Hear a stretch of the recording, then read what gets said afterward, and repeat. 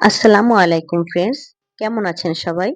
আশা করি সবাই অনেক বেশি ভালো আছেন। যে যেখান থেকে দেখছেন সবাইকে জানাচ্ছি সালাম এবং সুস্থতা কামনা করছি।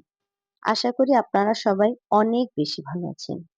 আলহামদুলিল্লাহ, আমিও ভালো থাকার চেষ্টা করছি। আমার জন্য সবাই দোয়া করবেন। এই তো রান্না করতে চলে এসেছি প্রতিদিনের মতো। কালকে বিকেলে বাচ্চাদেরকে নিয়ে যখন ব্যাচে গেলাম, ওদেরকে ব্যাচের মধ্যে ঢুকিয়ে দিয়ে হাঁটাহাঁটি করছিলাম। তো পুরনো কিছু গার্ডিয়ানসদের দেখা হয়ে গেল। তাদের সাথে অনেক গল্প করলাম, কথা বললাম। অনেকটা ভালো লাগলো। তো গল্প করতে, করতে একটা ভ্যানে সবজি বিক্রি করছিল। সেখান থেকে আমরা ভাবিরা মিলে বেশ কিছু সবজি কিনে নিয়েছি। তার মধ্যে থেকে আমি নিয়েছি শাপলা এবং মূলা শাক। শাক সহ মূলা আরকি এটাই কিনে নিয়ে এসেছি। তো ভাবলাম সেখান থেকে মূলাটা দিয়ে আমি আজকে আমার কিছু পাঁচমিশালি মাছ আছে সেটা দিয়ে আমি পোড়া করব। এভাবে পোড়া, পোড়া করে খাওয়া গ্রামে অনেকবার খেয়েছি। আমার নানি, ফুপু বা আমার মায়ের হাতে। অনেকটাই মজা হয়, ঘ্রাণ বের হয়, খুব ভালো লাগে খেতে। তো আমিও সেটা আজকে ট্রাই করলাম। আমি একটা তাওয়া কিনে নিয়েছি। ঠিক এরকম তাওয়াতেই গ্রামের মানুষেরা এরকম মাছগুলো যখন ভাজা করে, বড় একটা তাওয়া থাকে তাদের। তো আমি একটা তাওয়া কিনে নিয়েছি। সেই তাওয়ার মধ্যে দিয়ে সেই ছোট, ছোট মূলাগুলা কেটে ছোট মাছের মধ্যে দিয়ে পোড়া করব তাই। তো যেই ভাবা সেই কাজ, রান্না শুরু করে দিয়েছি। অনেকদিনের ইচ্ছা ছিল এভাবে খাবো। তো সেটাই করে নিলাম। মূলাটা বসিয়ে দিয়েছি চুলায়। এই ফাঁকে আমি মূলার শাকটাকে ধুয়ে নিব। যেহেতু শাক, সবজি বলে কথা, শাকগুলাতে অনেক বালি, ধুলা এগুলা থাকে। আর ভ্যানের মধ্যে থাকে, রাস্তায় তো অনেক যানবাহন।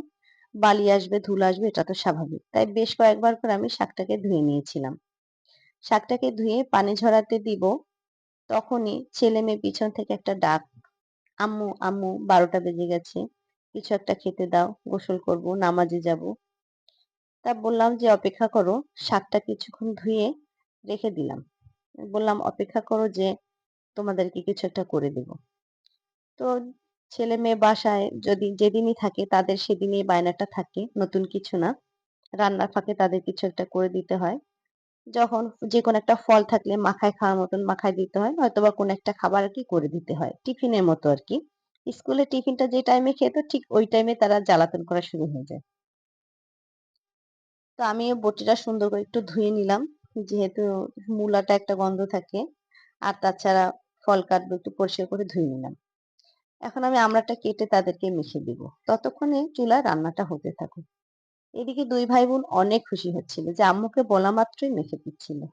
আমিও মনে, মনে খুশি হচ্ছিলাম যে হ্যাঁ, ওদের খুশি দেখে আমার খুব ভালো লাগছিল। আর তাছাড়া মেখেই দিব না কেন বলেন? আমড়াগুলো পেকে কেমন হলুদ হয়ে গেছে দেখেন। বেশ কয়েকদিন হয়েছে কিনে রেখেছিলাম। সময়ের অভাবে মাখিয়ে খাওয়া হয়নি। তো পেকে গেছিল। এখন আল্লাহ পাক রাব্বুল আলামিনের দেয়া নিয়ামত এভাবে কি নষ্ট করা যায়? তাই ভাবলাম মেখেই দিই। একটু লবণ, একটু চিলি ফ্লেক্স এবং একটু কাসুন্দি দিয়ে মেখে দিচ্ছিলাম। আমি একটু চিলি ফ্লেক্স ঘরে করেই রেখেছিলাম। এই যে ওদের যখন তখন একেকটা বায়না শুরু হয়ে যায়। তাড়াতাড়ি করে কি দিব এজন্য একটু করেই রেখেছিলাম। তো মেখে নিচ্ছিলাম লাল করে। আর আমড়াটা পেকে গেছিল, রসালোও ছিল অনেক। খুবই সুন্দর ছিল। আমি একটু টেস্ট করে দেখছিলাম, একটু লবণ কম হয়েছে। আবার একটু লবণ দিয়ে মেখে নিয়ে বাচ্চাদের সামনে দিলাম। ওরা অনেক মজা করে খাচ্ছিল। বলছিল, "আম্মু অনেক মজা হয়েছে।" আসলেই খুবই মজা হয়েছে। আমি খেয়ে অল্প একটু খেয়ে নিলাম। ওদের সামনে বাটিটা রেখে দেখলাম ওরা টপ করে খেয়ে নিচ্ছে। এতটা ভালো লাগছিল। তো রান্না করার ঘরে আবার চলে আসলাম। এই যে মাছটা দেখেন কতটা পোড়া হয়ে গেছে। মূলাটাও সিদ্ধ হয়ে গেছে। আমি একদমই ঝোল রাখবো না। ভাজা করে ফেলেছি। দেখেন সাইডটাও পুড়ে গেছে। এত ঘ্রাণ, খুবই ভালো লাগছিল। তো মূলাটা আমি সাইডে সরিয়ে রেখে আমি এবার শাকটা ভাজি করব। একটা মজার কথা কি জানেন? আমি এই শাকটা যে ভাজি করব, আমার বাসায় কিন্তু চিংড়ি মাছ নাই। যেহেতু আমি বাসায় ছিলাম না বেশ কয়েকদিন, মাছ-টাছ তেমন একটা আনা হয়নি। এখন আনতে হবে। তো এখন চিংড়ি মাছ নেই তাই বলে কি এরকম মূলা শাকটা খাওয়া হবে না? খুবই টাটকা একটা শাক ছিল। খুবই মানে কচি, জালি পাতা।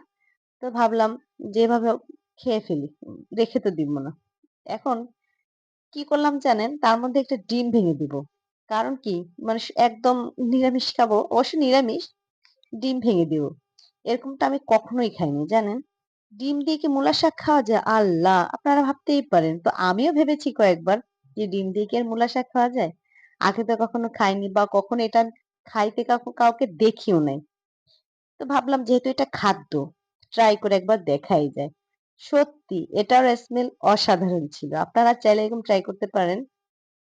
আমি যখন দুপুরে সব কাজের শেষে খেতে বসেছিলাম, আমি মূলা শাকটা দিয়েই মানে বেশি ভাতটা খেয়েছি মূলা শাকটা দিয়ে। এবং মাছ ভাজাটা অনেক মজা হয়েছে। সেটা তো মজা হওয়ার কথা। কিন্তু মূলা শাকটা ডিম দিয়ে যে মজা হবে আমি ভাবতেই পারিনি। তো আপনারা যদি কেউ কখনো মূলা শাক দিয়ে ডিম এটা খেয়ে থাকেন তো কমেন্টে জানাতে পারেন। আসলে আজকের খাবারগুলোতে আমার একটা গ্রামীণ ফিল আসছিল। খুবই ভালো লাগছিল। গ্রাম্য ফিল। এরকম সবজি, শাক, পাতা খেতে ভালোই লাগে। তো রান্না করতেছিলাম। তখন ছেলে বলতেছিল, "আম্মু আমার এই শোকেসটা একটু মুছে দাও, ধুলা পড়ে গেছে।" সময়ের অভাবে করা হয়নি। আর এত ব্যস্ত সময় থাকি, প্রতিদিন একটা করে ফার্নিচারই মোছা হয়। সবগুলো একদিন মুছতেও পারি না। এই যে বলব যে সব করে ফেলি, না। এমনটা করার সময়ও পাই না। তো এদিকে আমার শাপলাটাও রান্না হয়ে গেছে দেখেন। এই যে দেখেন আমি মূলাটা কিন্তু পরিবেশনও করিনি। সেভাবে তাওয়াতেই রয়েছে। কেমন লাগছে সবার? খোদা হাফেজ।